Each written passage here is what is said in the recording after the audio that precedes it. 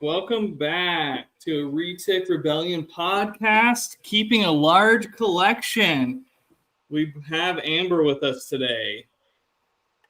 What up? How is everyone?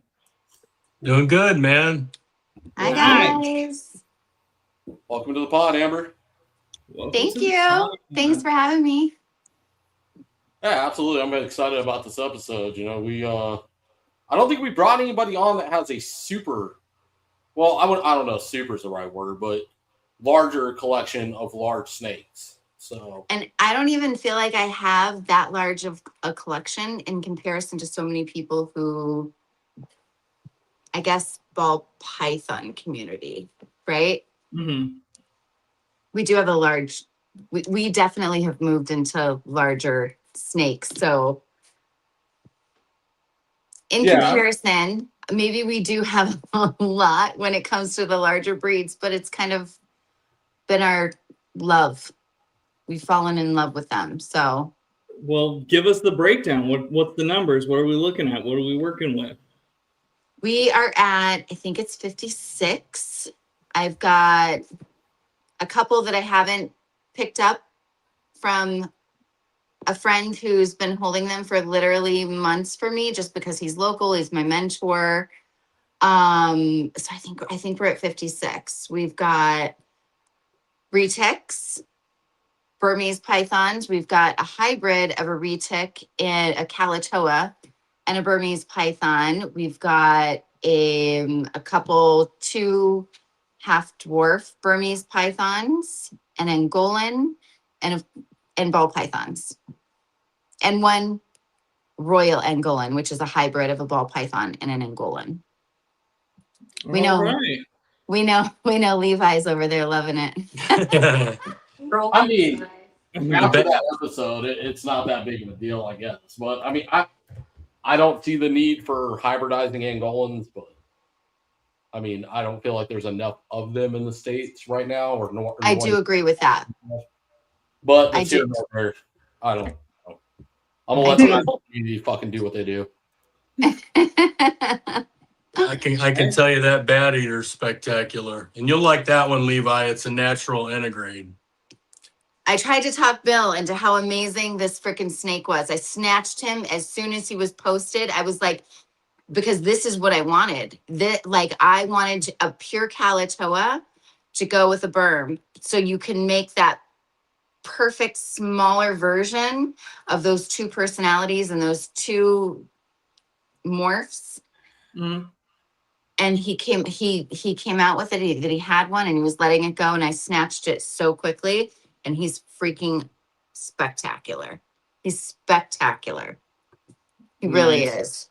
Nice. The whole snake room is amazing.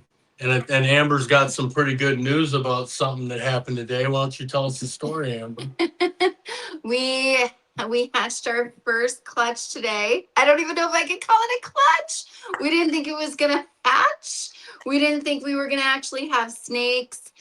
We had a great pairing with a girl I'm so excited about. And she had 4 slugs and 1.5 eggs. And one of the slugs was so attached to the good egg that as I was trying to take it off, it ripped the egg. And so the amniotic fluid started coming out. I had to put a couple Band-Aids on it. I had to keep the slug attached. And then, of course, the egg that was kind of a boob egg, and it was like a half egg, half of it was a slug. So, what happens with the slugs? They start creating mold. So I just was like, okay, well, we're just going to see what we can do. We'll keep them clean. We'll keep them powdered with antifungal and put them in the incubator and see what happens. We had I absolutely did not think these disgusting looking eggs were going to hatch. Like they looked awful, but they didn't stink. So we kept going. And today was hatch day. One was already out and the other one was pooping when we came in. So we've got Nice. uno and dos. Nice. That's a clutch. That's a clutch. I mean, That's awesome. That's awesome. Yeah, if they're about, half fertile eggs, then I definitely incubate them out. I've had pretty good luck with that. they had good veins. So I definitely wasn't willing to just throw them out and say this is a no-go. So, and it worked out. It worked out shockingly. We need to. Shockingly. You want to see them? Hi. Should we show them? I'm gonna keep Uno. Choke artist. I'm keeping Uno, the first one. That was the one that came out of the boob egg. He or she, it is like 23 grams, but nice and chunky. He looks nice and healthy. So tiny. yeah. Awesome. That's so cool. Congratulations. That's awesome. Thanks. Nothing like your first clutch. I know. Thank you. And a story to go with it. I mean, I band-aided one of my first snakes coming out and it worked. When did that happen? Jump into the deep end, deal with some issues right off the bat. That's how you get, seasoned. Fuck you, Hutch. I think it's worth noting how quickly she acquired this collection as well. Yeah. I mean, when did you get your first snake? He's got it. There's her first snake. No, that was Zane's first snake. Zane's first snake. My yeah, very right. first snake. So Family's first snake, anyway. So how this all started out was Dana and Bill moved in and they started getting snakes and we're going to open up a reptile store. Zane was over there as much as he possibly could be. I mean, he would be knocking on their door 2-3 times a day, right? Like where I'm like, just don't answer the door if you don't want him to come in and try to handle snakes or whatever, right? He asked me for years and years and years for a snake. Dana and I were super close.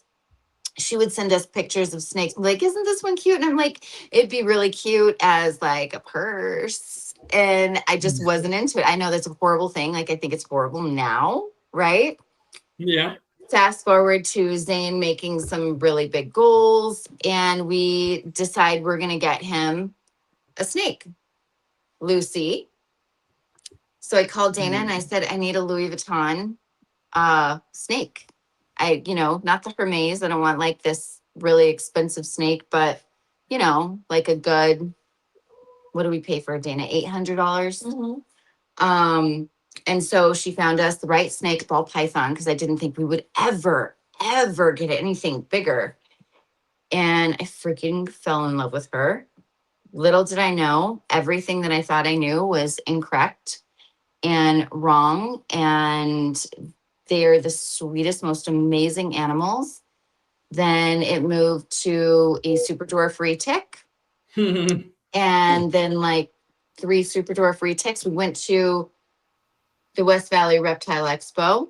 Then that's really when it started, because then it was like genetics. Then the science of it started coming in for me, and I'm super type A.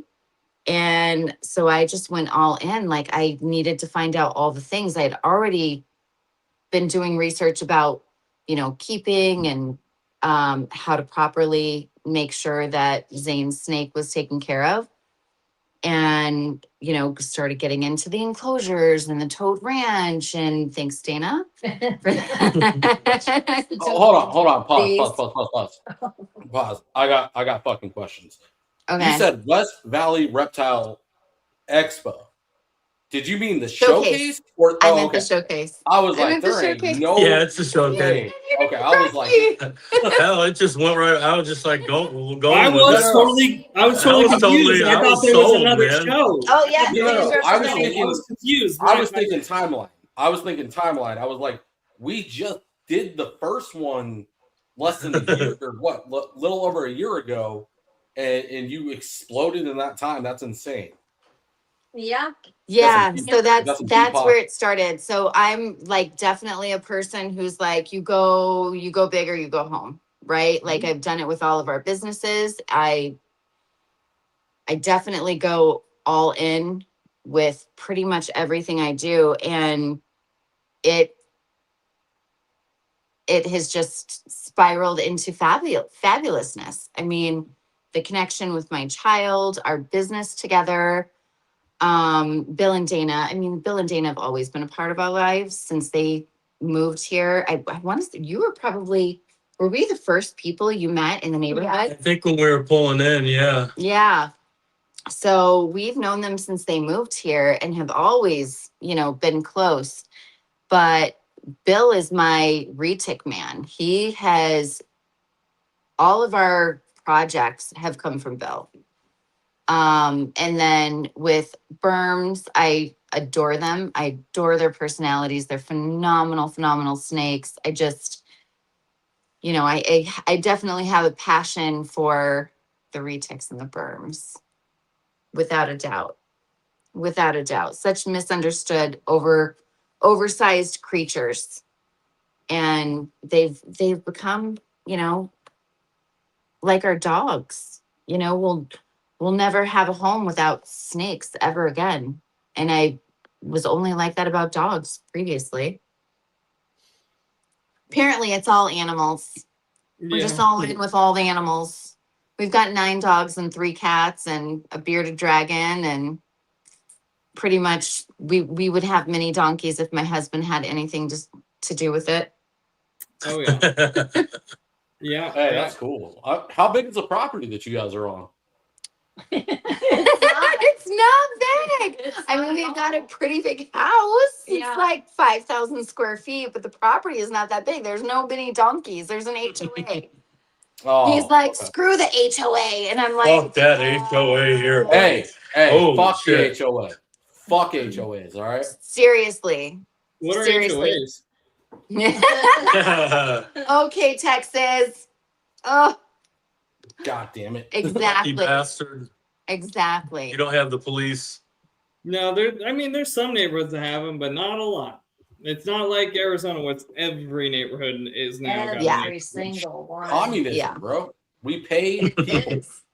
to allow us to allow communism. Hey, Like, you don't have to tell me. For what I do for a living, I don't like HOAs. I think it's ridiculous. I have to get approval for shit that you do in your backyard, which is absolutely ridiculous. It's so fucking stupid. What do you do for a living, Lee?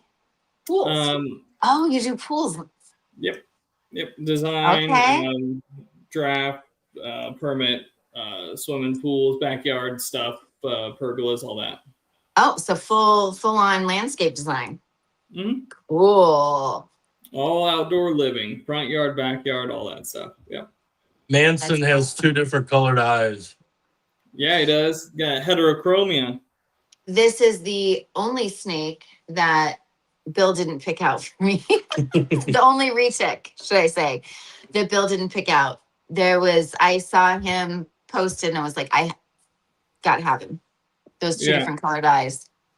That is just, and I love a snow. I was a little concerned about him for a while just because of that genetic defect, like there's always, It's a paradox. Man, it's really doing great. It's really doing super. Look at how big he is. He's beautiful, gorgeous, handsome. Handsome's a better word. Saying, will you take Lucy?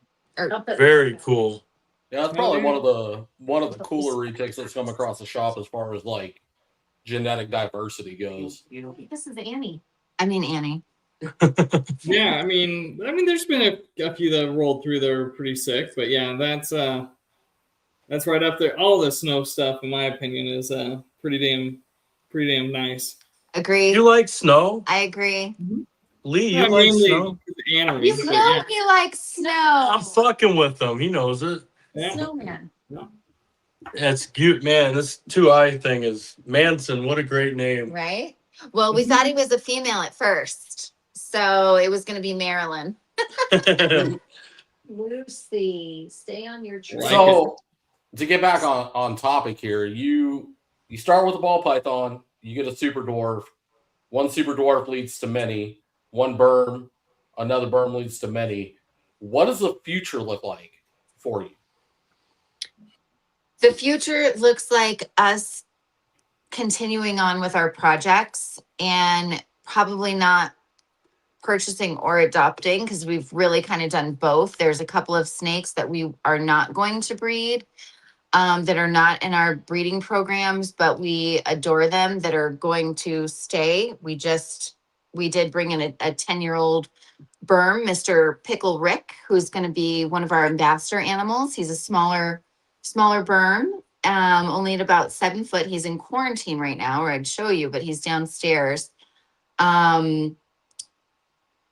But it is producing from our projects. We only have, when we're talking Burmese pythons, there's only a couple of those berms that are going to go berm to berm. What we really want to do, and I'm passionate about, is creating that personality, that feed drive with a ball python, very specifically. It's been done before, but it's something I'm incredibly passionate about because of the personalities in the berms. Hi, Tiger. And doing it with really important ball python morphs. So, and then retics, of course.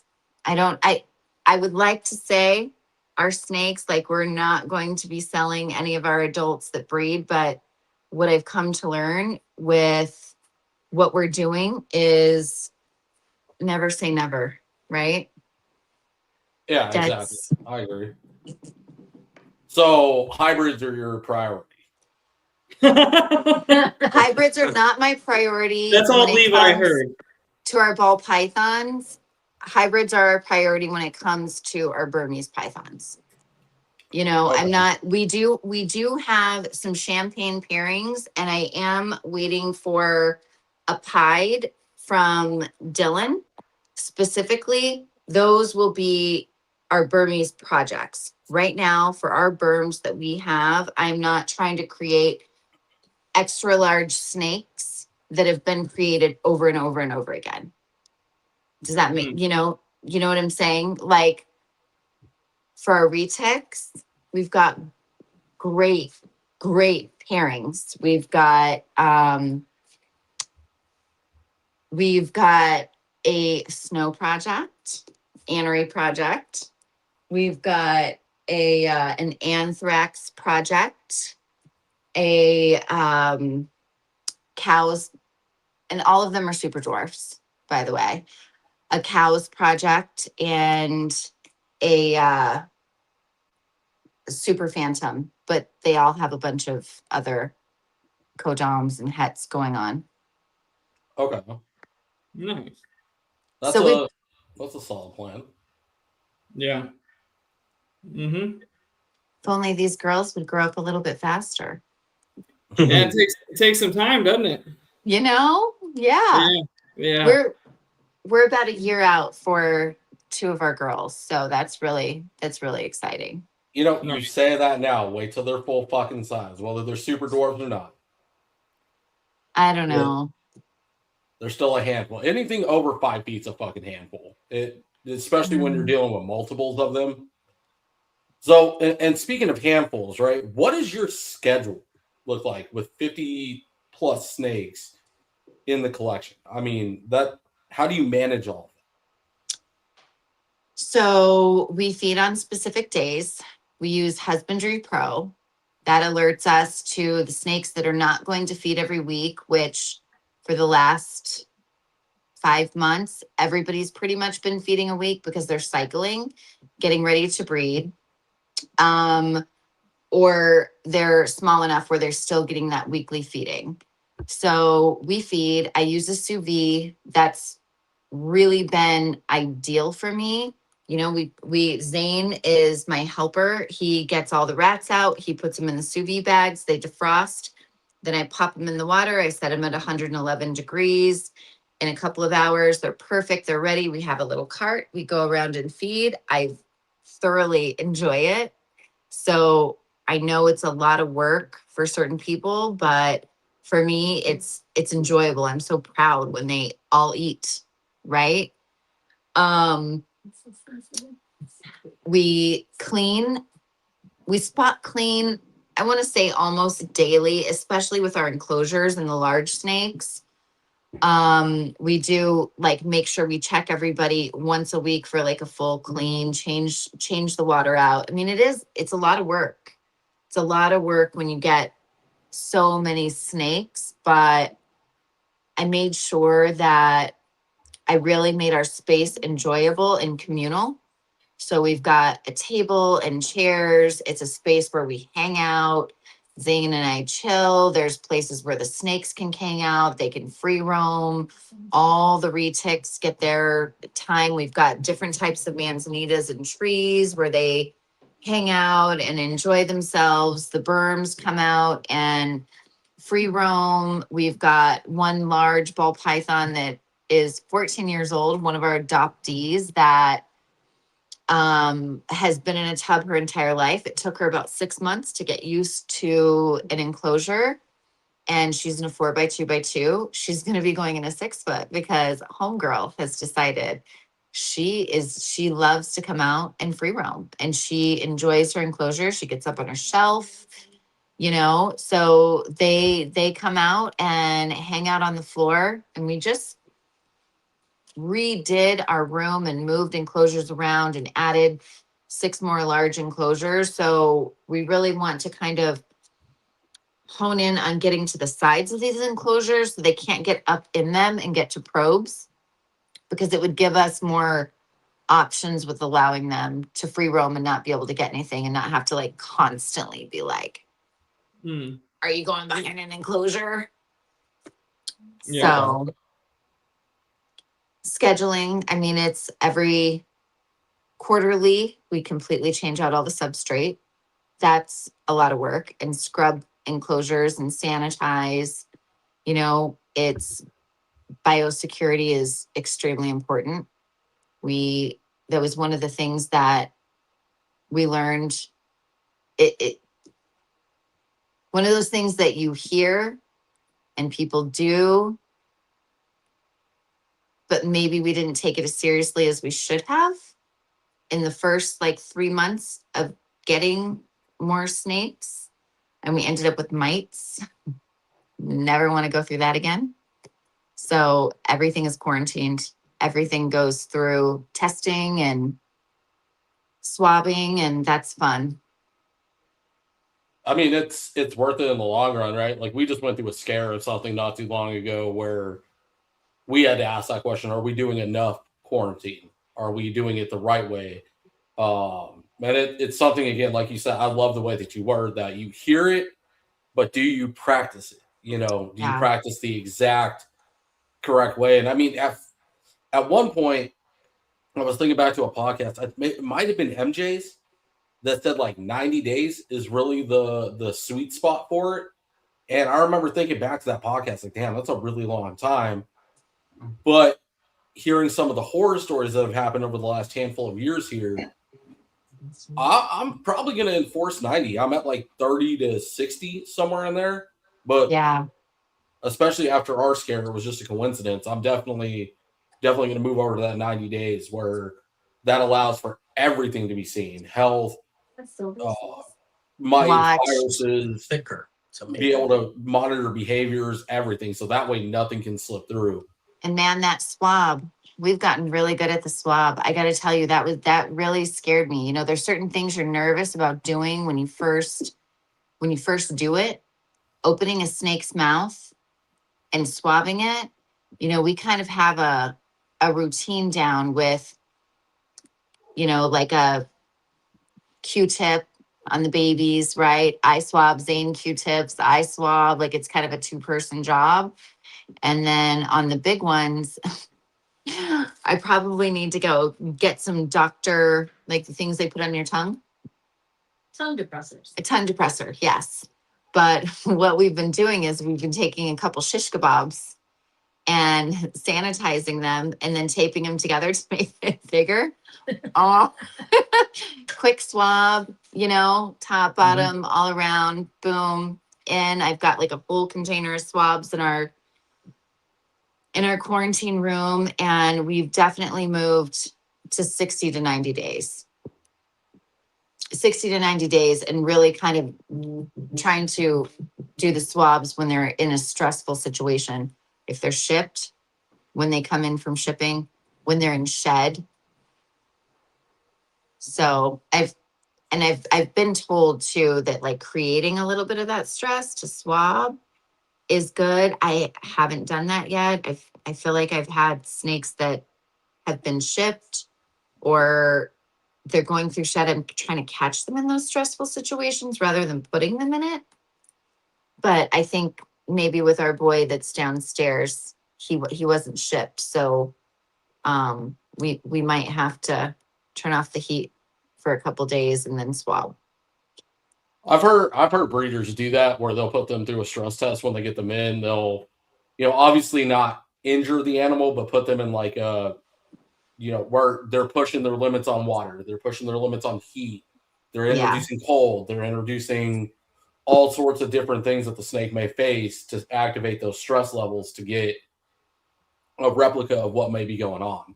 Exactly. I mean, the last thing that we want to face is having an animal that we want to breed, and breeding is probably fun for them, but it's also very stressful, right? It's a stressful time where all of their organs are working and they're pumping. And that is generally when you see something in your collection that has something that's been dormant pop up.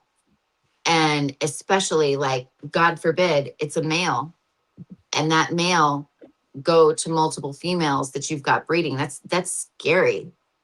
We know someone that just happened to, and it was from somebody that they really trusted. And this person had a carpet python for this 6 years, never had any issues. It's been bred. Well, they lost a couple snakes because of it. And that scared the shit out of me. Yeah. I mean, we can relate. I mean, we were in a scare situation where it was like the entire collection's at that point. It's not just my collection at this point. It's Bill's collection. It's Lee's collection. And because we're doing breeder loans between the three of us, everything interchanges.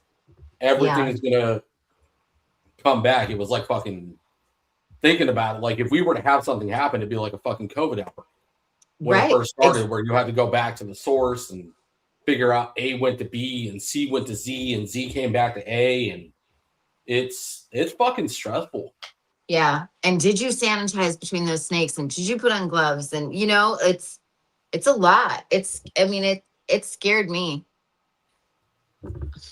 Yeah, it's a lot managing. This one? That's Annie.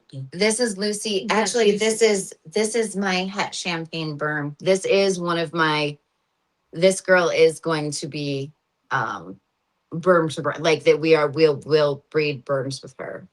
All right, put me on game. Is that a champagne more from berms, or is that champagne from ball python? No. The champagne from berms. Zane, will you please get champs? So we do have a very important and really kind of rare male snake that was in a holdback from Brook North Exotics in Chicago. We got this boy. He's mean as fuck. Okay. This boy. Oh, see, he just tried to eat Zane's face right now. Did you see that? No. He starts pissing everywhere. So we are praying that this boy chills the fuck out, because he's a hypo champagne. Come here so we can show them. He's in a Give show. it to He pushes his He's going to. is it poop or pee? Because he always tries to spray pee. I am praying. Do you see Bill with this mainland? And this boy is actually going to a new home with John from Obsidian Kings in Jersey, we wanted him to go somewhere where he was really handled, because man, this boy is the sweetest. He is really just a sweetheart mainland boy. His head is fucking sick. I love that. Isn't he Yeah, I gorgeous? love the whitehead pieds are sick, dude. And he's got blue eyes. Do all the pieds have blue eyes? It No. depends on the morph. Okay. Yeah. I think it's gonna Nice be snake. good. He's My beautiful. tiger has like a blue haze, but it's like a, All right. what's fucking not turquoise? What's a really like a, almost like deep sea blue? Mm. This is a hypo champagne Burmese. That's fucking sick, yo. No, it's so sick. It's so sick. So our end goal with berm breeding, he is definitely going to tag me. He is, I pray. I mean, most berms, like this girl who's around my neck, she came in biting. She's from Dillon. She came in tearing us up. But this dude, look at him. I mean, look at his, hold on, champs. Let's show your face. He is He's cool. I like him. gorgeous. Champagne is like definitely one of my absolute. Oh God, did it get on your? I'm sorry, Bill. That's all right. Now Bill's computer's been, It's christened. christened. It was bound to happen, I think. But this is Yeah. what he does. See, he pushes himself out. He just wants to musk on us. I mean, but he's gorgeous, right? But if he doesn't chill out, he's gonna go somewhere else, and then I'm just gonna have to wait for another boy from a reputable breeder because, man, He's stinky too. as of right, because he's musking. He's okay. Let's put him away and bring me this. No. Okay, I'm set, guys. Okay, chance. Just hand it to Dana. It'll be fine. Yeah. it's fine. It's fine. Hey, anything over those false waters in the store. Oh. My God. Okay, so you can't keep bringing like every snake out, okay? They want to eat every minute of the day, and they will eat your finger. They don't care. Baby falsies. Yeah, They're food-driven animals. They can be dicks. They can be dicks for sure. I thought one of you got tagged by one at the shop. No, I did. that would be- The one that Zane Dana told me was super handleable. I love it. super handleable. Zane got tagged by one too. Right? Yeah. See, the I bite's did. not bad. It's when they're food motivated and they chew on you and it gets all irritated from the rear fangs. Yeah, that's what I had done to me. Swallowing my finger. I could feel all the ridges on the roof of its mouth. Did you start itching? No, I was surprised I didn't. Nice. Yeah, some people don't have like the best reaction with their stuff. Isn't it like if you're allergic to bees, you're allergic to the venom from a false water cobra? Or hognose snakes too. I don't Okay. think so. Is that myth? I'd have Yeah, to I don't ask, think it's- I have to ask Zach. There was a study done on it. I don't think it's the same. Okay. I think it's they have different venoms and different enzymes, but it's safe to, if you're allergic to bees, to just not handle them. Yeah, And I if think you're it's allergic like, to one, I think you have some kind of reaction to it. It may not be as severe, but you're still gonna have something or some shit. I don't know. They did a whole ass episode on it. I'll find it. probably So, more what I likely wanna- to have a reaction. What I want to know about their venom, and I'm not even in this podcast, but as they get older, does that venom intensify? Ooh, isn't it when a snake gets older, the venom, like they don't put as much out as when they're That's babies? false. Or is that a myth also?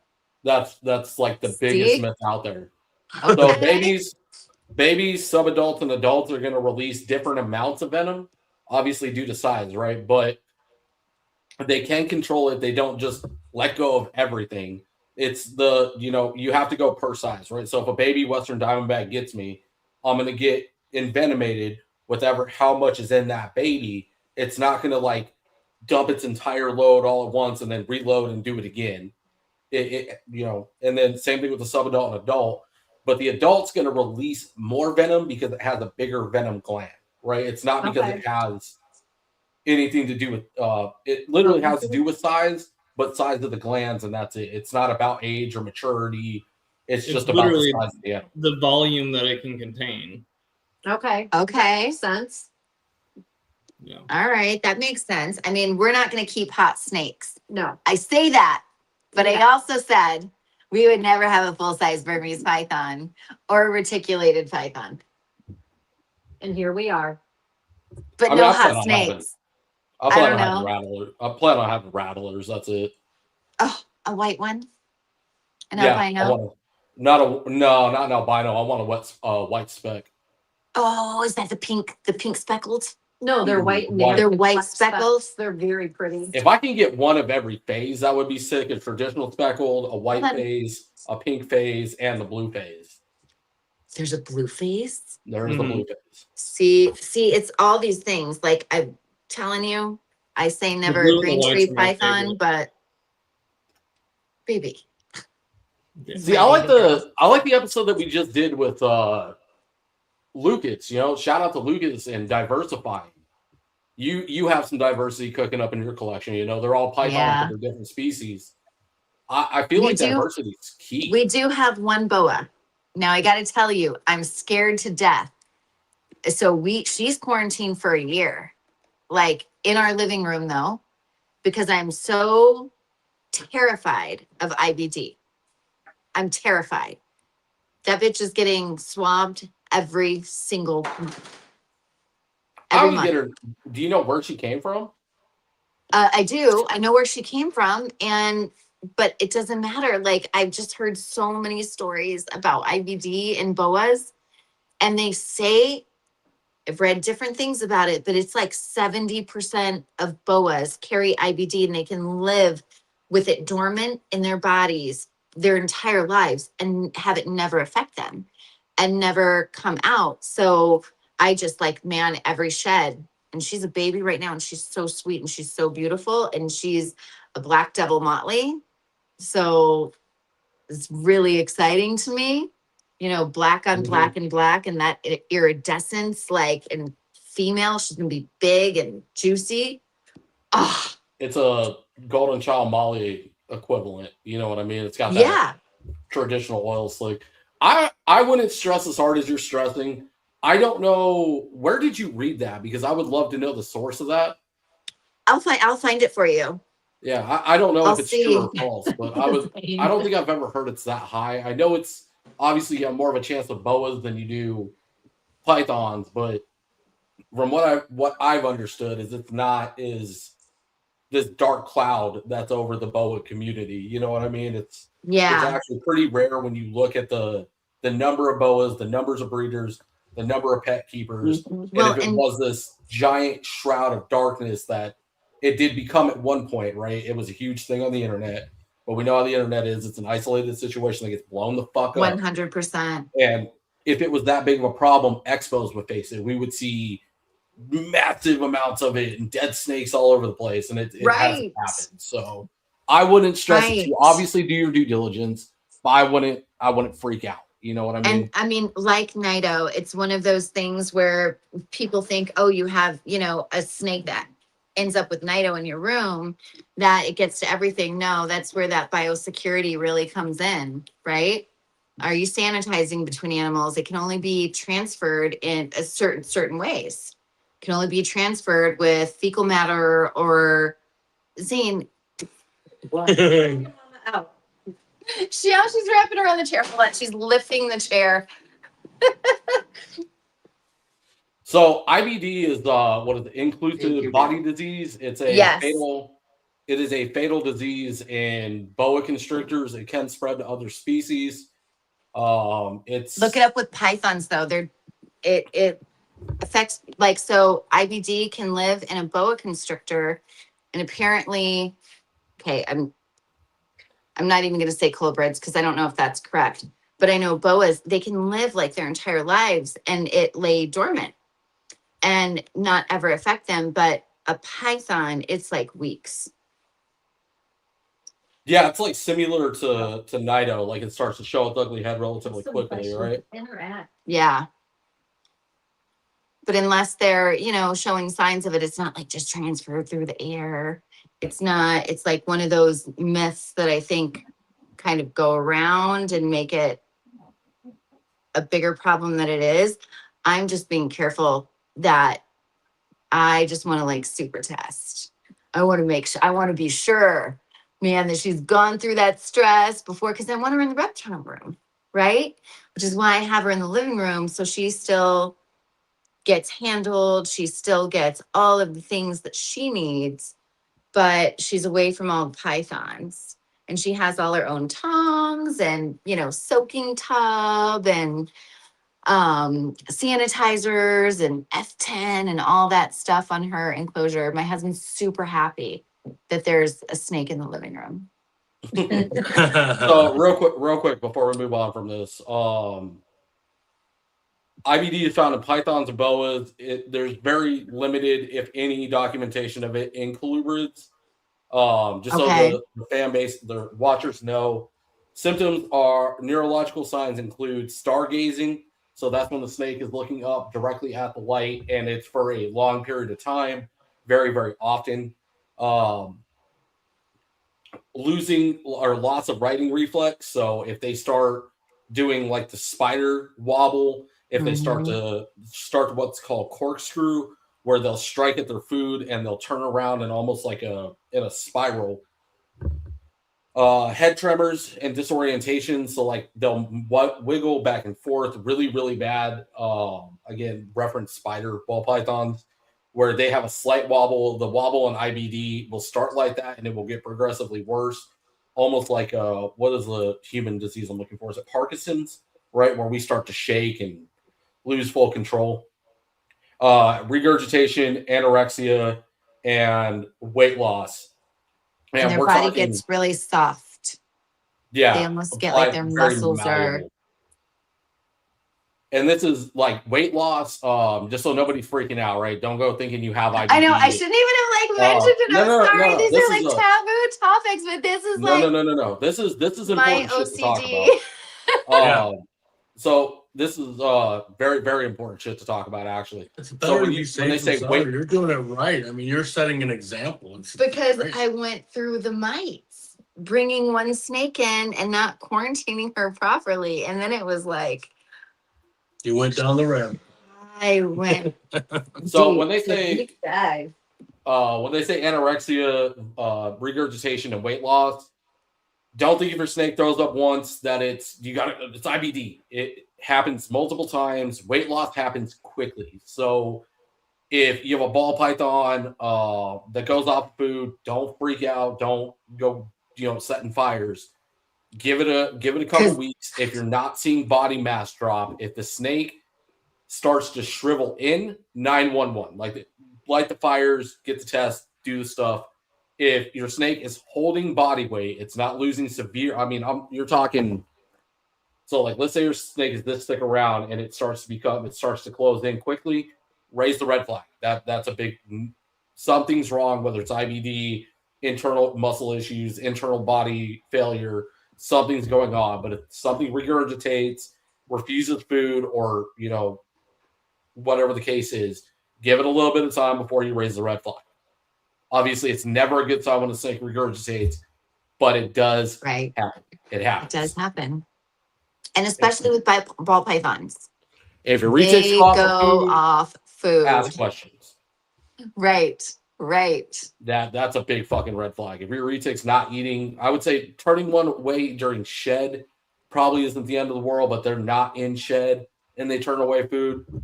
Ask husbandry questions, ask health questions, do your repetitions, but I still wouldn't raise the red flag on IBD. Yeah. Now, if you got mixed species, that's a whole different thing. By the way, that is something you can consider. I know a lot of people in the industry have a python room and then they have a boa room. I've heard this for the sake of it. I mean, I think my husband would absolutely kill me. She's our only boa. We're not going to breed her. She is my pet. Put her in your bed. She is my baby. She's beautiful and she's already so sweet. She was obviously well handled before I got her. She's a hatchling boa. She's 120 grams and I can stick my hand into her enclosure and she's like, tongue flicks. No, she has not struck me. Man, she's dope already. I love her. Oh, and then just to set the record straight for the haters out there that I know are going to make a comment, why is Levi being an authoritarian? Why is he talking about IBD? I used to keep fucking boas. I was very active in the boa community. I do know what the fuck I'm talking yay. about. I love that. And so, okay, I love that because I think there's only a few people who I personally know who keep boas, and then the God, I love them. The family that are breeders, and he's a real estate agent. I cannot remember their name David. like off the top of my head. Yes, the Gapins. That's my dog. The Gapins. They're amazing, like amazing people. And I know their snakes are healthy because they're right there with their pythons, right? Dude, they know where their David, shit is coming from. They know what, like, that boy's fucking OCD is like fucking through the roof. I've had so many conversations with him about cleanliness, mites, IBD, Nido. When he got into colubrids, we were talking about different things, and like his sanitation level and his quarantine process is fucking insane. It's shout out to David. awesome. I see, and I love that. I love that. There's something to be said for that. Respect. Yeah, David's awesome. Yeah. Lee, ask a question. Bill. Lee. No, Lee hasn't said shit this spot. No, pause. Lee hasn't said shit. I need to hear Lee's voice. You know what? It's Yes. not very often you see Lee not talking. Very true. I'm Very just true. along for the ride. I'm learning. You're spreading the knowledge of what you're doing, what you got. I'm just I'm listening away. Very educational this evening. Yeah, I'm just kind of getting to know what you got Very going on. So what's the breakdown? I mean, like, so how many super dwarf retics do you have out? So the 56, how many of them are super dwarf retics? Well, shit, I guess retics in general, super dwarf and mainlands, because I think you have both. We have 6 super dwarfs, 1 dwarf, and 2 mainlands. Okay. But what I will say, we've got the beautiful 2-year-old pied mainland that has been sold to John from Obsidian Kings. There he goes. That's his baby. That's a good question. I'm in that chat with you. I'll reply to you. I got somebody I can ask. I actually want to know the answer to that because I don't think it can. Spread. I don't think it can. I don't think IBD or Nido spread through eggs. I don't think you can get it. It can't be contracted from the egg, but it can go from mom to baby. Because of the boa. Because they're like, okay. So in pythons, I know for a fact you can have a clutch from a mom who later is known to have Nido, which of course, like I said, it tends to come out while they're breeding. And the clutch is totally fine because they're encased in their egg. But the boas. So this live bird. Live birth. So for those of you that are watching that don't know, some snakes have eggs. Others give live birth like we do. Which is really cool. That's so dope. That's so cool. It's the coolest thing. Dope, but before you go getting boas and breeding boas, you better talk to a boa breeder. You're going to get your fucking heart broke. Yeah. That's why I don't do boas.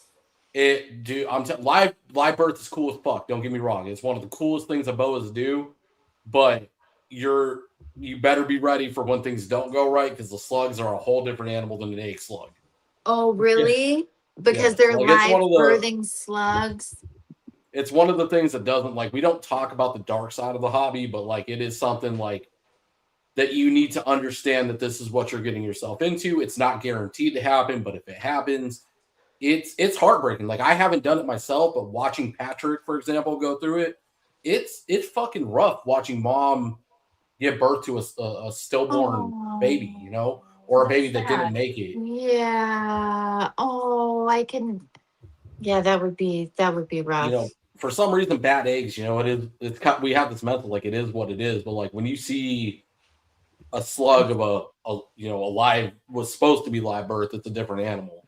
Because a the babies that are born in an egg are not developed yet, Correct. right? Yeah. So Right. that's Well- completely different than like a stillbirth. Yeah. Well, I think also too, because most of us take the eggs away like immediately after they're laid from the mom. So it's like True. she put some work into it to make them, and then we did a lot of work ourselves to make them. So it's a different type of heartbreaking when those snakes don't make it, because it was your effort that you put into it when they don't make it. So it's a little bit different. It's more of a frustration, kind of depression you get. Whereas, like, I'm assuming with the boas, it's a depression and sadness on her behalf, because she did all of the work, did everything, and then did all the pushing. She did everything. You kind of helped and managed and did what you could. But I think that's what the difference is there. And Yeah, it's that would be heartbreaking. That's like watching live boas come out is so Stop. fucking cool.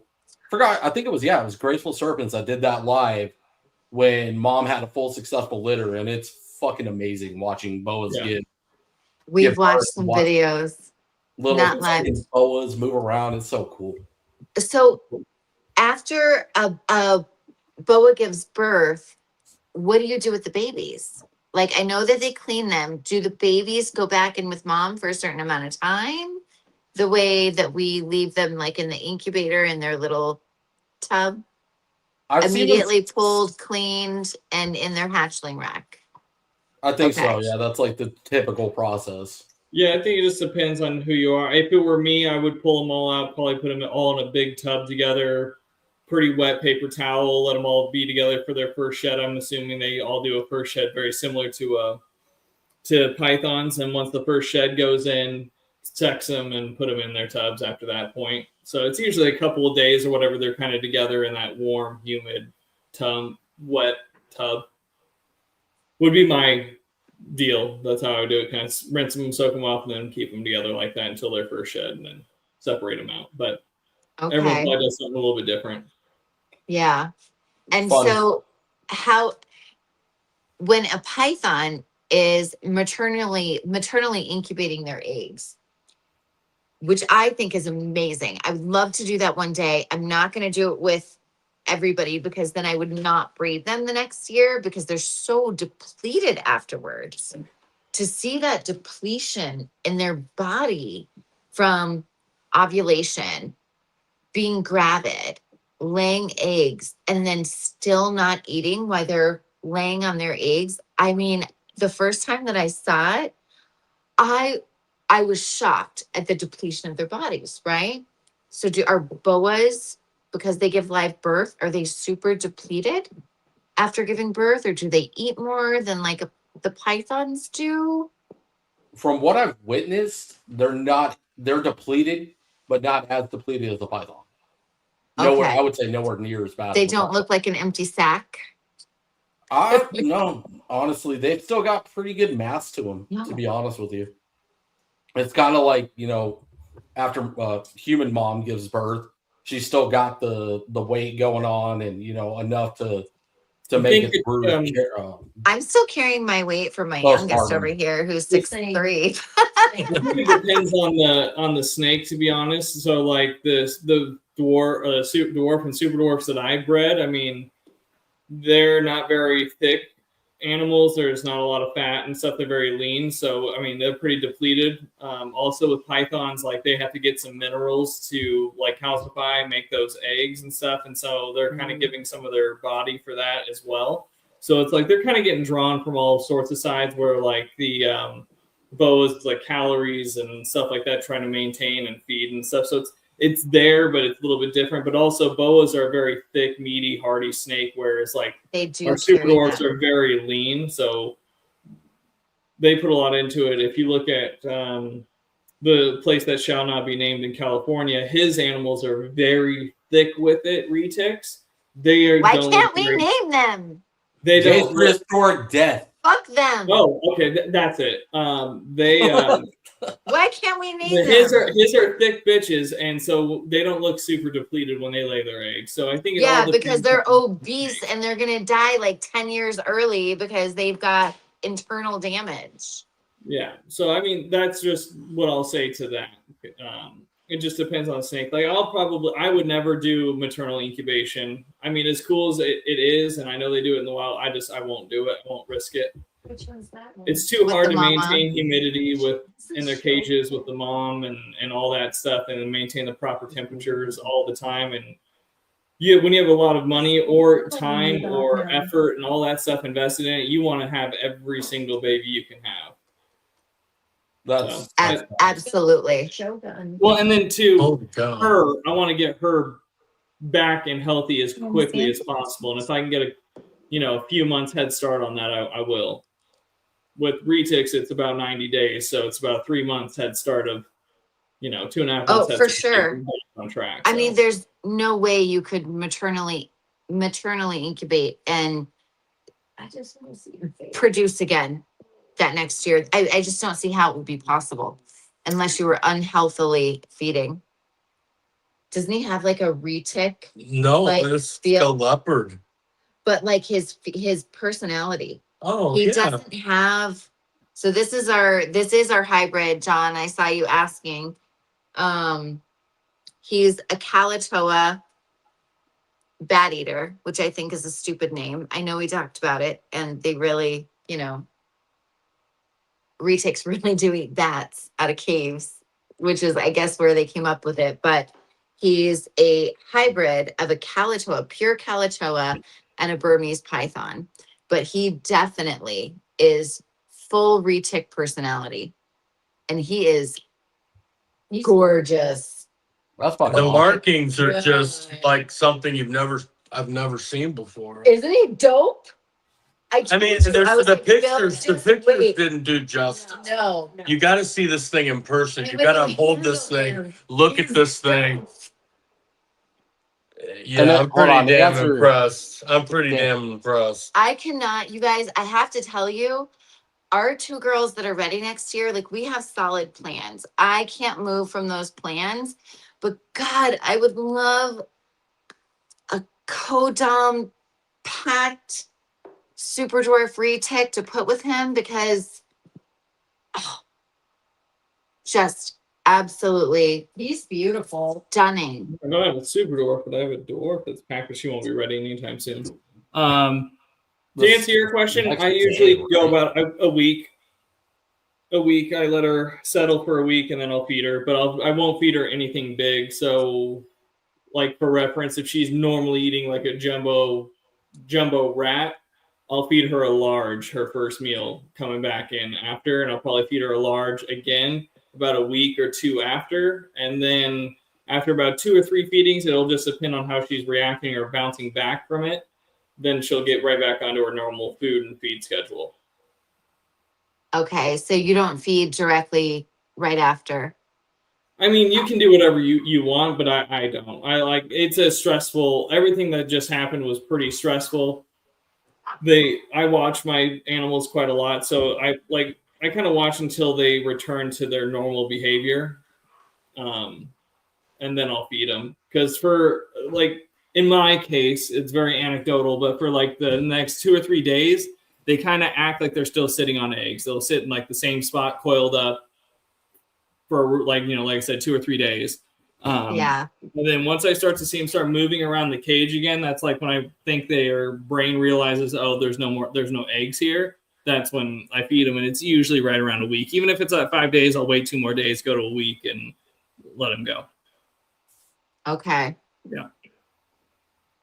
We haven't experienced that yet, obviously, with retics. Yeah. But our Yeah. ball pythons I've fed pretty quickly after, like the next day. Yeah. Yeah. Ball pythons are definitely a little bit different. Like I would say even them, they don't put nearly as much. I mean, they put a lot into their eggs, but they're not nearly as depleted as the retics are, in my Because they're opinion. not nearly as active. Yeah. Yeah. And they're thick. Yeah. Yeah, and they're thick. Yeah, well, they should be thick. Yeah. I would say the ball python's thicker, but there's plenty of people that would debate ball pythons aren't as active. I mean, obviously the retics got some edge, but your 14-year-old's a prime example. Would Yeah. you still argue that 14-year-old versus your super dwarf, that ball pythons aren't active animals? or has it been unfortunately, has it been like a breeder mentality that it's okay to keep them in a shoebox and call it a day? It's true. All of ours get enrichment, every single one of them. But I will say I'm not bashing on tub keeping. You can there do are enrichment in some- tub keeping. Well, we But- do give all of ours enrichment. They all get out and they get exploration time. Each snake, just like a dog, has a different personality, you Agreed. know? And we've It's a- got certain snakes that hate it, and we've got snakes that love it. We've got some snakes that will never be anybody's pet. You know, there's a few of them, right? So you're going and you're getting a pet, you know, you can't just choose that animal based off of what its patterning looks like. It's important to know what that personality is, because each one of them is different. And we've got a few that, you know, they came to us very, very young. We've got 3 sisters we call the Spice Girls. One of them is calmed down enough for handling, but she'll still bite your face, you know? Yeah. Those are my favorite. So Oh yeah. Assholes. Hey, real quick, just the fun, interesting fact going back on our previous conversation, I was trying to slip it in. Do you guys know that rattlesnakes give live birth? no, Yeah. I didn't know that. Did know And they that. will I knew mom will that, yeah. babysit the young until they shed, and then they get released on their own. Stop it. Yes. Oh my God. Why did I just fall in love with a rattlesnake? No. They're so That's so cool. they are fucking awesome animals. I mean, Texas, Arizona, the 2 states together, nothing pisses me off more than rattlesnake rounders. Nothing. Yeah. I And mean, you know I'm there's from Texas. Samson and fucking rattlesnake rounders are on the same fucking pedestal for me. Like, there's nothing that will boil my blood faster because they are intelligent. They're fucking awesome. If you don't piss them off, they're actually pretty docile animals. And I mean, this is coming from somebody that goes out and interacts with them every single year over and over and over again. Once you earn their trust, you prove you're not going to eat them, they chill the fuck out and just like every other snake on the planet. No need to hurt them. Good. Did you hear Dana? What you say? I don't even want to say it. It's so good. So, but they taste so good. I mean, I grew up in Texas. You're in Austin, Lee. Rattlesnakes on a lot of menus. It is. See, that Well- I'm okay. That I'm okay with. If you're gonna go out and hunt an animal and you're gonna do it the correct way, that's Yeah, I fine. agree. It's the same thing as a deer, right? I will never ever back somebody senselessly killing an animal for no reason. I don't Yeah. give a fuck whether it's a mammal, if it's a bird, if it's a fucking snake, a lizard, it doesn't matter. If you have no purpose to kill it, leave it the fuck alone. If you're gonna go out and so hunt the animal and harvest the animal, stop saying. absolutely. There's a reason for it. Population control. You're helping predators of other ecosystems thrive. The whole 9 yards, right? Like there's a purpose behind it. It's the senseless. I'm scared of it. I don't like it, so I'm going to kill it. 100. That's Listen, bullshit. you got to have a really small penis for that to be what you do. That's what I say. How small is your penis? You got to kill a snake. You have to kill an animal because you see it in the wild. Just doing its own thing. I mean, and I get it, right? It was in my backyard, but you can call somebody. Get your kids and dogs inside. Call somebody. We'll come get it. Most people will do it for free. I'll do it for free. People ask me all the time, how much do I owe you? I told Dana we need to take the rattlesnake class Yes, I and the hot handling class just for that reason, right? Because if people know you have snake, you're gonna get calls. And I'm like, if I get that call, I would like to have the bucket and just be able to go and take care of it properly, obviously, with knowing how to handle them. But God, now that you Shit, I say was doing that it makes since I was a me. kid. Have you? Yeah. Yeah, I've That's been doing it since I awesome. was a kid. People all the time, especially around our house, if there was a rattlesnake in our yard or something, I was the one that was taking care of it. You're the one in West Texas, boy. It is like, Have you I haven't seen any seen- here on I your haven't property? seen any rattlesnakes here. so when we first They're moved not as in, we common had out there as they two are here. baby believe it or not. rattlesnakes. I haven't even seen coyotes out here. Oh, because I don't know much about Austin, but I will tell you, and No, people like out here say they're all over the place and shit. I'm like, you don't know what all over the place really It's because is. we fucking Amarillo. like them. It's because so we I like was them. born in Big Spring outside like Snyder, Lubbock area. Lubbock is like where we would go to the store. Rattlesnake country, Amarillo, out in that country, rattlesnake dens. I mean, lots of them. I mean, that's ranching country. I come from a ranching family. And yeah, lots of rattlesnakes. But I guess I think maybe all the people in Austin might have scared the rattlesnakes off. I like the metropolitan area is obviously going to see a lot less of it than like a 100%. suburb, like a more secluded ranching area. And we're in Cave Creek. So, but we are in like when 10 years ago, there wasn't nearly as much development around us. So when we first moved in, we moved in the year before you guys, like 11 years ago. We had 2 baby rattlesnakes in our backyard. You know, since then, we've sealed our backyard because we also had like other rodents digging things up, blah, blah, blah, blah, blah, blah, blah. And we haven't seen any since then. But I've never seen more rattlesnakes than hiking in Cave Creek, ever. You go hiking, you can see 5-6 rattlesnakes if you know what to look for. Spring, get out of here. Like you can see some rattlesnakes. Just go on a Cave Creek hike. Any of the mountains in Cave Creek. You're not going to see them as much in Scottsdale. You're going to see them, but for some reason, Cave Creek has more saguaros and rattlesnakes. 2 doors down.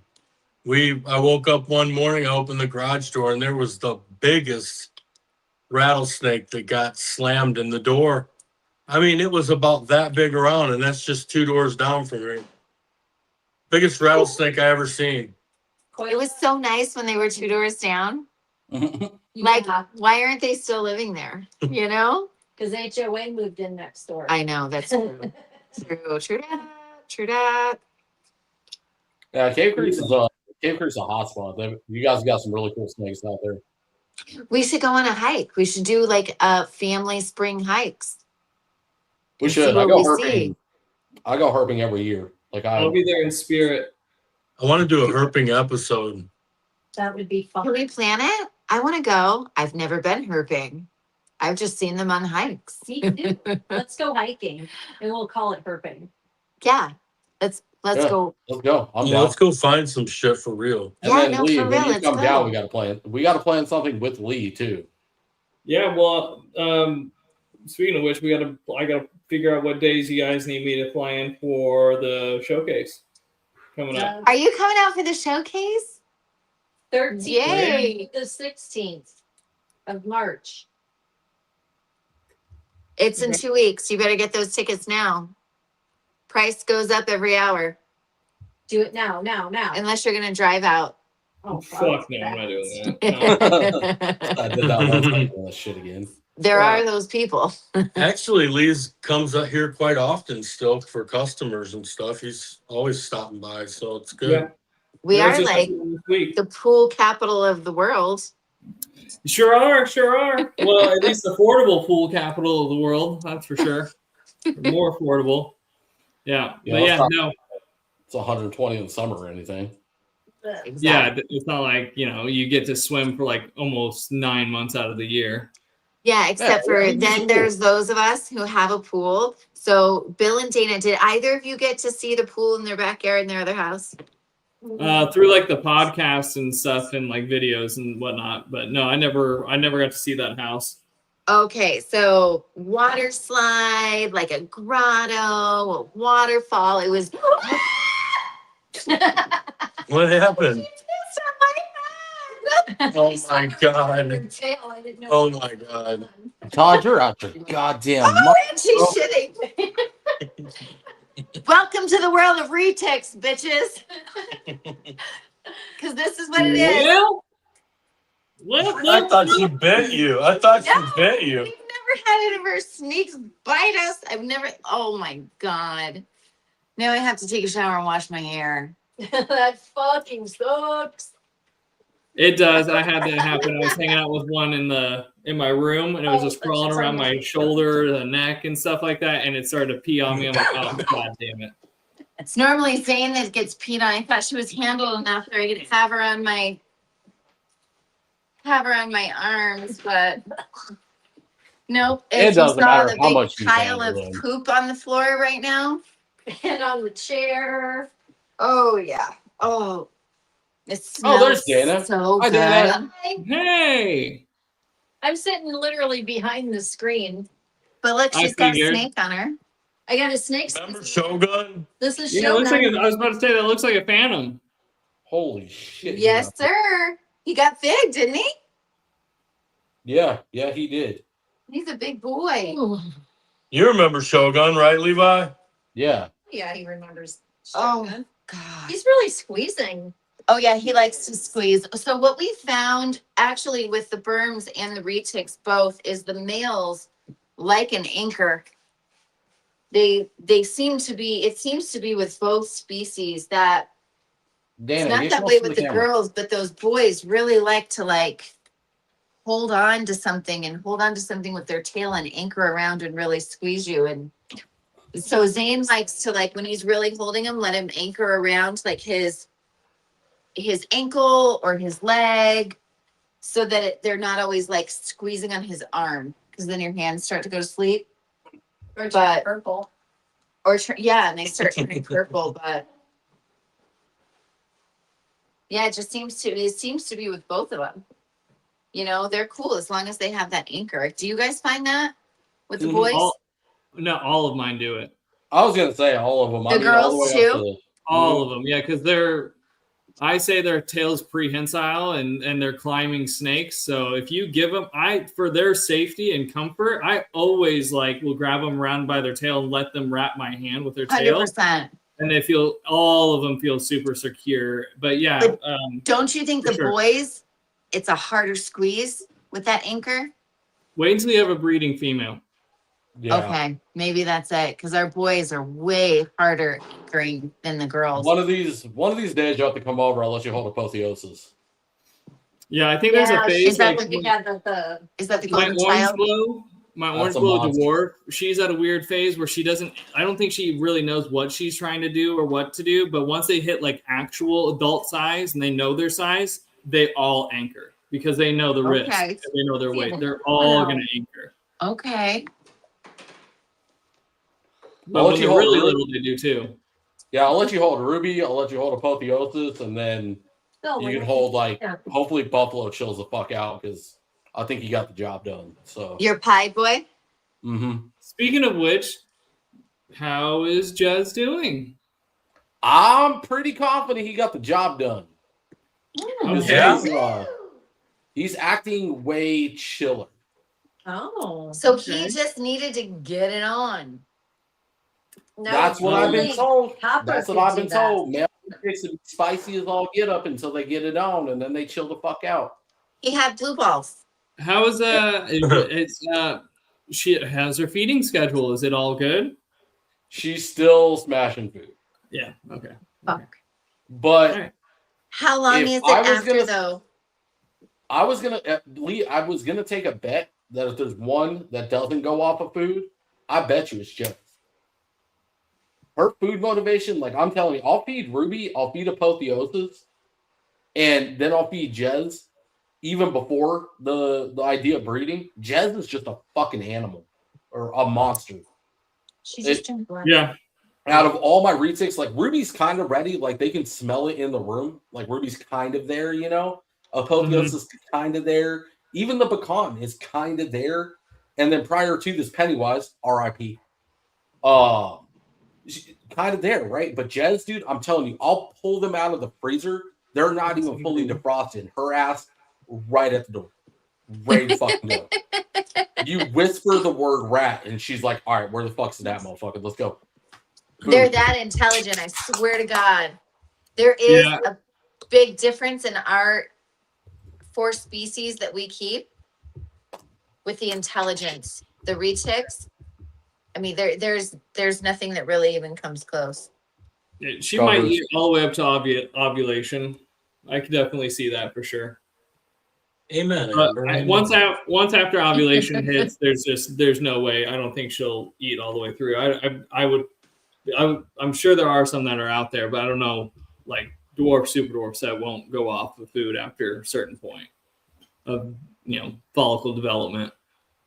Yeah, I'm guaranteed she's not there here in the next couple of days. I'm getting ready to feed her again. I'll let you know. Yeah. And then after this, I'm pretty sure it's got to be it, man. Every sign is there. Yeah. Yeah. Lee, do you ultrasound for follicle growth? You don't either. So all 3 of you retics, no follicle growth ultrasounding. Okay. Nope. All right. You Nope. just It's a ball cycle python based on thing. season? Mine's based off of feeding. Everything for me is feeding. Yeah. Once they go off food, that's when they're developing. Then it's all after, and then it's timing. Once ovulation hits, it's all timing. They go off food when what about pairing? Will they pair at any time? Or do they need to be? Like I'll give you a breakdown. So like I'll feed most of the year. Let's say I know I'm gonna breed a girl coming in. My goal is to breed a girl this upcoming fall. So right around now, I'll get her feeding habits in order, and I'll start feeding her like once every 2 weeks, once a month, depending on what she is and what she's eating. All the way down till about September, mid-September, then I start increasing the size of the food and frequency. So if she's at regardless if she's at once a month or once every 2 weeks, she'll start eating every week, and it'll be about 2 sizes up from whatever she was eating. Big bump. Normally. Yeah. Okay. So way bigger, way more food. And fattier. I do that for about 5 to 6 weeks has been about if I were to like go and look at all the timings, I think it's about 5 or 6 weeks of that. Then they'll go off food. About 2 weeks of that feeding, I'll start introducing the male. So they go off food, then you introduce the male. No. After I kind of messed that up. No, 2 weeks into the 5 weeks of like increasing the food, that's when I start pairing. Start to introduce the male. So she's just started to increase the calories and all that stuff. But something's going on. Now a male's entered her cage. Something else is now going on. He's getting interested in her. Then like nothing. And then all the negative shit that you hear about is what happens in that phase. The tail whipping, the pissing, right? All that shit. That's a bad sign. Like nothing's going to happen. They're not going to lock when that's happening. But in my experience, if they're not doing that, then they're probably not ready to breed at all.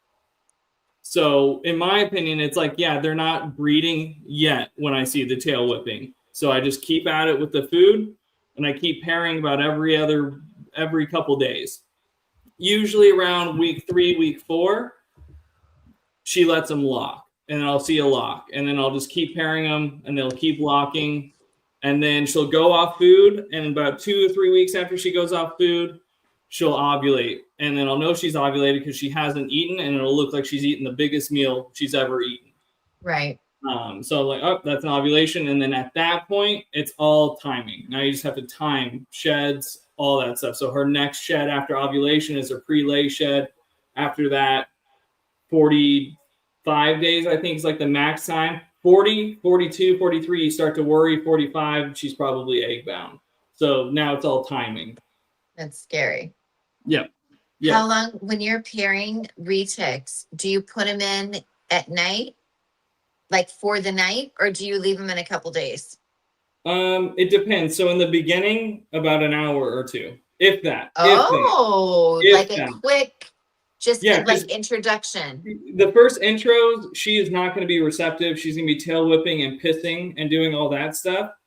That's what the first intros, I'm trying to see that. Is that happening? Because if it's not, if they're just snuggling up next to each other and they're cool, she's not ready. She doesn't care.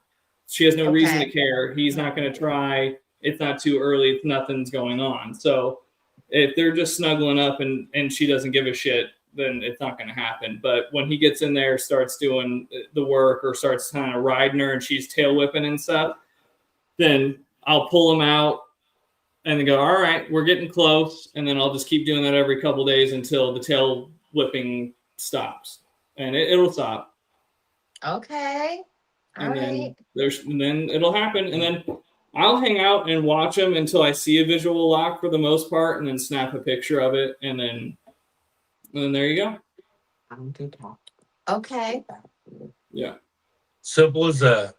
Yep. Nice. And you're gonna more than likely. I mean, again, it's all my experience, but I've had a couple girls and they've locked. I've bred them a few times, but they're always kind of like being courted. Like the male's always kind of courting, riding him. He's hitting her with the spurs, which is activating her to move around. So like when they're locking, they're always kind of on the move. So it's not like they're going to be hiding the lock. Like it's not pretty common. I'm sure it does happen, but there's going to be a chance that you're going to see the lock just because of how that behavior and breeding's happening. She's on the run and he's chasing, and then all of a sudden she slows down, stops, and it happens. And then there you go. You see it. Do you drop temps at night? Not really. I like to kind of maintain temperature. I don't like to have a big gradient, so maybe a 4 or 5 degree difference at most between day and night. Are you ambient? Like, is it a natural drop, or are you like herpstat drop, like a thermostat drop? My breeding girls, their cages have radiant heat panels. So it's a radiant heat panel. It'll drop, but then the room really at night still around 80. So it doesn't drop too much, but there is still a little bit of a drop. You set them to drop. Yeah. For a certain amount of hours. Yeah. Just their timer, like their radiant heat panels are on a timer just for like timing of day. So at a certain time of day, they just turn off like at night. Like you turn them off completely and just keep it with ambient. Okay. Yeah. And then in the morning they kick on and it just starts to slowly kind of heat up, and then there it is. And it doesn't really take much to heat it up. So. Right. No, I mean, I've heard that was major. I haven't actively paired any of our berms, but it is definitely like that drop in temperature. But you can't really, I definitely wouldn't pair a berm with anything else without ultrasounding, because apparently they just won't lock unless they're 25 millimeters or more, and obviously need to be ready. But I gotta just flip them off, because we did that. We tried that. We now have an ultrasound, but don't really know how to use it yet. So you can do that, or you can just do it like you just keep on pairing them. You just do it a little bit more frequently, and you'll probably get there. I mean, I feel like do whatever they have to do. They can pop that ball python off of them like they like fly in the air. Yeah. Almost like it's unnatural or something, crazy, huh? I mean, but listen, who can handle this? Like, this is not for your average keeper, but this is the most spectacular puppy dog freaking snake there is, with great feeding habits.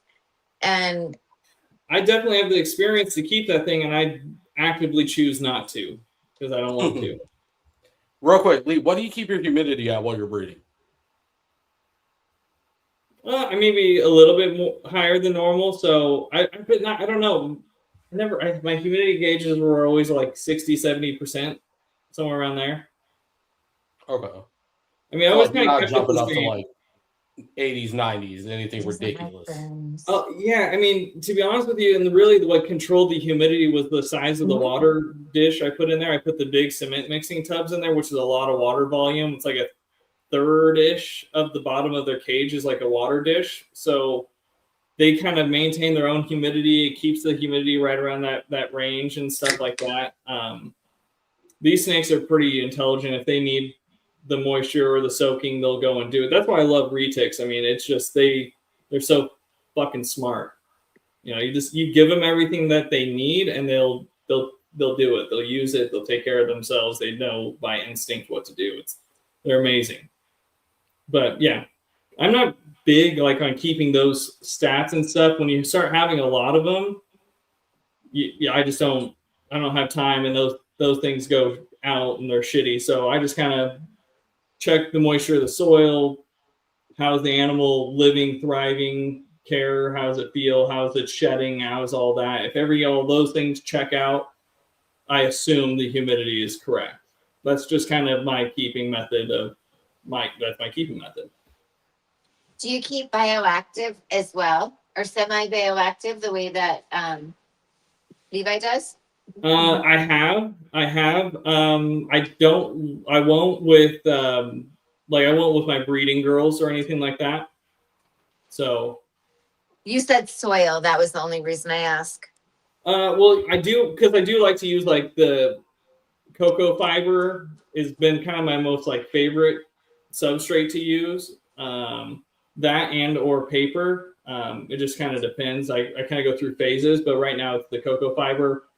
I like to mix that with the actual like cocoa bark.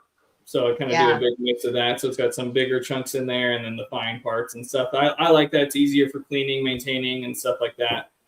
Paper can get really annoying. I fucking hate paper. I hate those first couple weeks of quarantine. Yeah. I couldn't do paper if I fucking tried. It's doing. I get why people do it, but I can't fucking stand it. I hate it.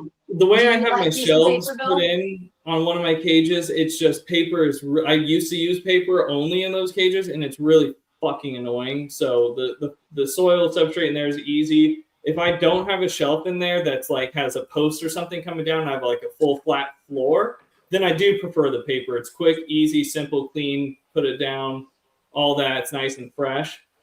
But with those cages in particular, I'm always going to do some sort of soil or something like that. But I won't do bioactive. Maybe springtails, maybe, but I won't do isopods. Not with my breeding. I had isopods and a bioactive with my lychees, and I missed some eggs because they didn't lay them where they were supposed to. And then when I went and found them, the isopods went and ate holes through the eggs and stuff like that. So just not going to risk it. Yeah, I love paper. You do? Yeah. It's all I'll use. I've had everything, and I love it. Yeah. I mean, like I said, all my flat cages that have snakes, like I'll use paper in those, just because it's so much easier for everything. So I can't stand it because you can't control the humidity. It's the humidity, and it's impossible.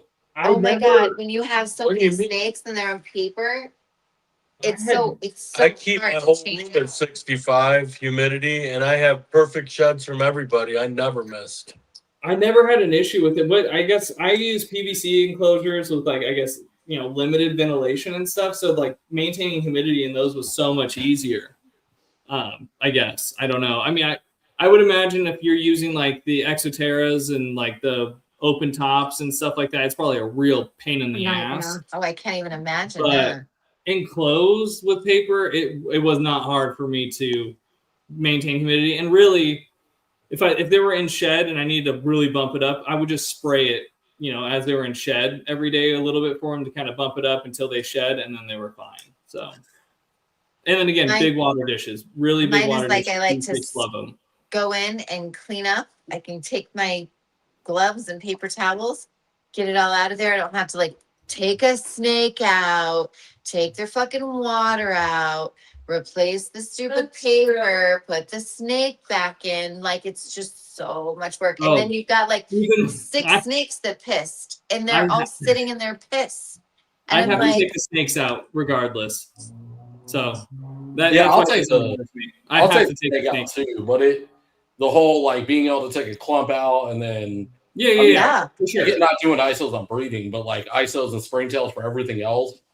Yeah. It's fucking beautiful, man. You go in there and you get belly scales out instead of entire sheds, and then it's like when you have an explosion, because the retic didn't shed right that cycle, you just leave it at that point. So what's wrong with just cleaning paper out, walking into your retic room, seeing that somebody shed or pissed, and changing the news? I use newspaper. And I love it. My That's retics are easier 'cause it's completely not like clean. one huge piece. Do you? Well, I used to use newspaper. Yeah, I stack it in there, several on top of the other ones. Yeah, I And used to use raw newspaper paper or like the paper, like thick shipping paper rolls from Uline were my favorite, honestly. they wouldn't fit my 30-inch deep enclosures. They were 30-inch, but they were, because of the way it was built on the inside, it wasn't exactly that. So my papers were always doing that. So they were I always love that. bowing. They were bowing. So, and I wanted to use that.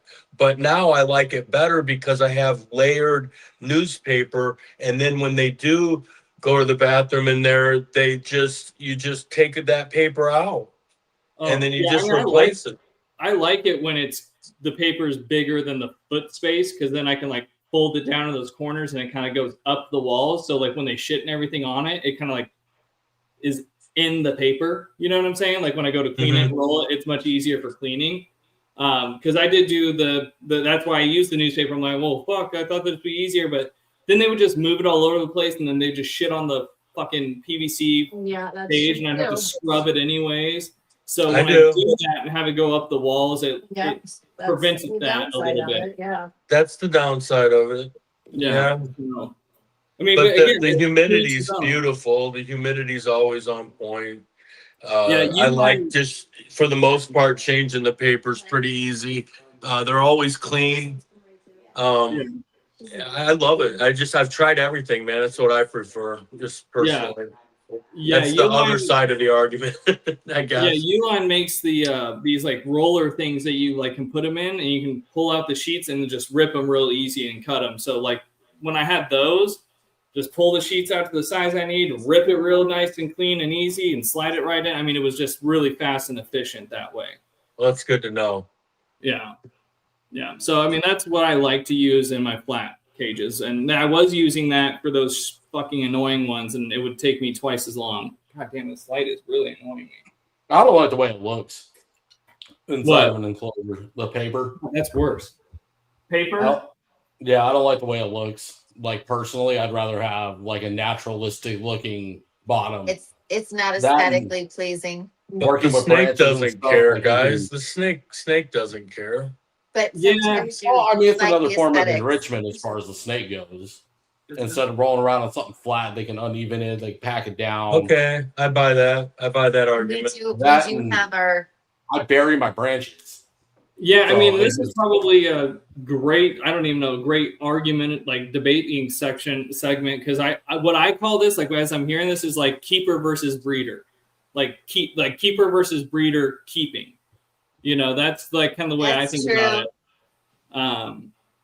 It's so much more like when you're breeding stuff, it's just so much more sterile, clean, like more medical, like it's just more, I don't know, like it's a lot less stress when it's just you're doing it very simple, clean type. I hear that, but God, I feel like if we don't catch it soon enough, when we've had them on paper, it was less sterile because then they're sitting in their piss and their shit until we can get to it, and nothing is soaking it up, right? So if you can't like come in twice a day, and like let's say you do see like a large snake sitting in Gypsy, you're so annoying. You're not wrong. I mean, that's sitting in there stuff it, but you got to get to work, you got to get a kid to school, you got like whatever to do, and you can't pull the snake out, and you've got a 50 pounder.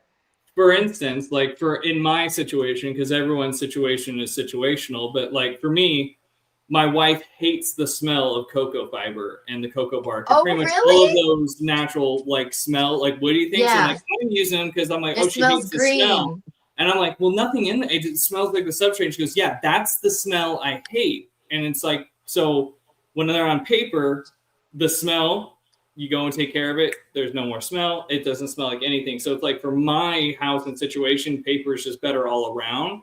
Because then I don't have to hear from her like complaints of like the smell of the room when it's just the substrate smell that she doesn't like. Even the aspen, like any of the wood, any of those natural substrate she hates the smell of. So she is definitely not drinking a green drink in the morning. Fuck no.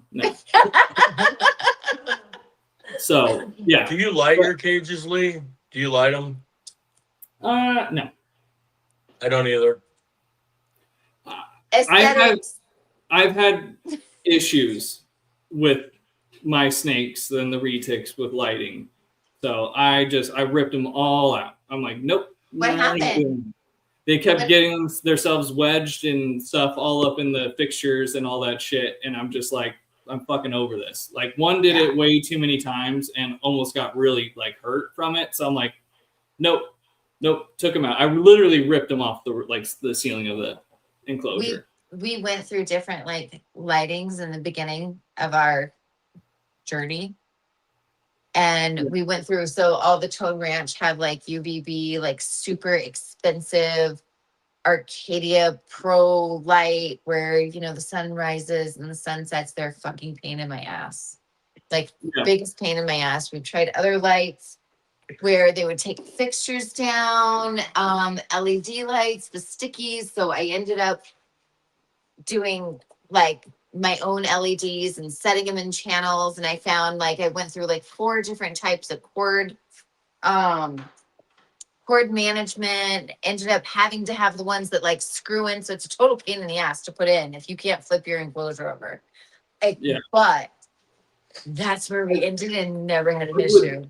I would love to light them. I just have not found, I mean, I have cages that do have good lighting in them, but I put monitors in them now because it's even better for them. So it's just more practical for them. But I would love to light the cages. I just haven't found anything that really would work good that they don't fuck with. Because it's also, for them, it's the cord. Like even if you have the cord going out, that was the biggest issue. She kept fucking hanging on the cord like it was a branch, even though she had. I'm gonna send you pictures. Yeah. I'm gonna send you pictures and videos. Do it. My cord management because it is such a pain in the ass to do it if you have to get in your cage and do it, but like they cannot slip in those cords. Yeah, I mean that's the heat panels, but I finally figured that one out. Or have snakes in there that will just leave them alone. Lowe's makes a pretty solid light bar that at this point I measured the temperatures on it and how hot it gets. It's not going to be hot enough to hurt them. I just let them use it as the climbing branch at this point. Yeah, and I mean, bigger ones, I just put their light. That's what I love about the grow tents is it has that mesh out that has that mesh net at the top of it. I put their lights on the outside. So I would probably do if I had time and all that. I'd probably do like LED strips like on the upper back corner, so there wasn't anything for them to really crawl on or do anything with. But the only issue is like the cages that I want them in. I have to put 2 of them. I put one above the shelf and then one right underneath the shelf so I can see under and above. So, I mean, you could do lighting from the outside too. You know, do like an LED strip on the. Well, I was going to say earlier, up up until this house, lighting wasn't really an issue because the rooms and everything were big enough and the lights I was able to use were bright enough when we're able to get into the cages. But the room they're in right now is so fucking little and the lighting in here sucks. You just can't see in the bottom. You just can't. So I just use flashlights and shit when I need to like really look at them. During the day, it's not bad, but at night it sucks.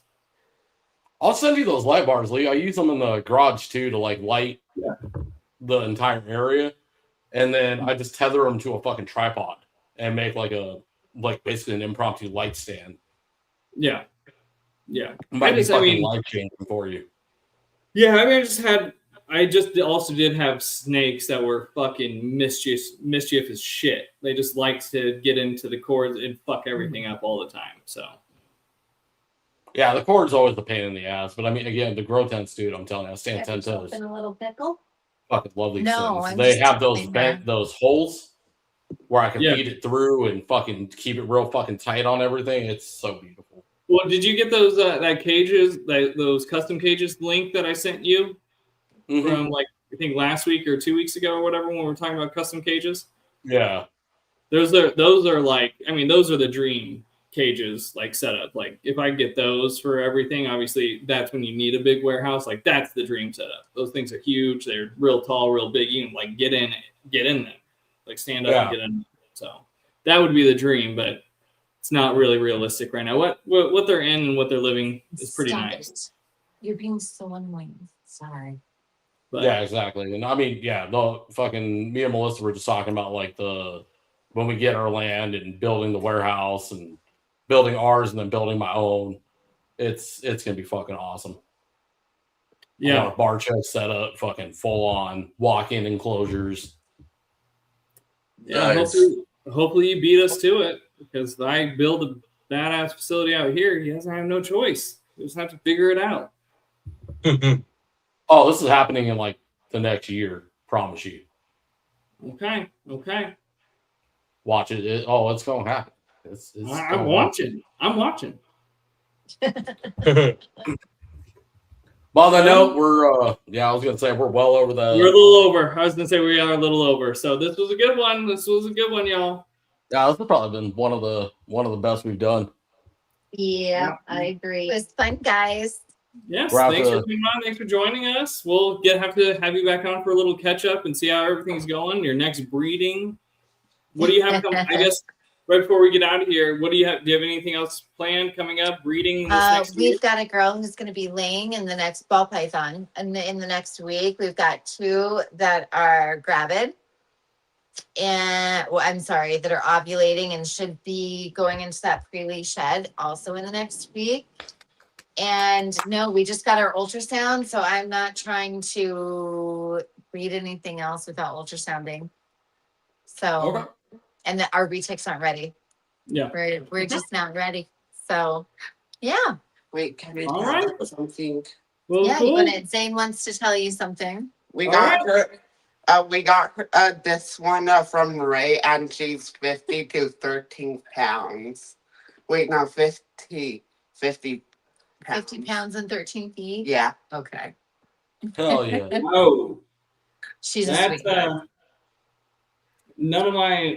well, I guess probably a few will get that big, or at least weight wise eventually, but not She's a most of big mine. baby. She's a sweetheart. And that's, there is that different personality with a berm and a retic when they get to this weight. It's a major difference. So Oh, yeah. they're just great big puppy dogs. Which I love. Yeah.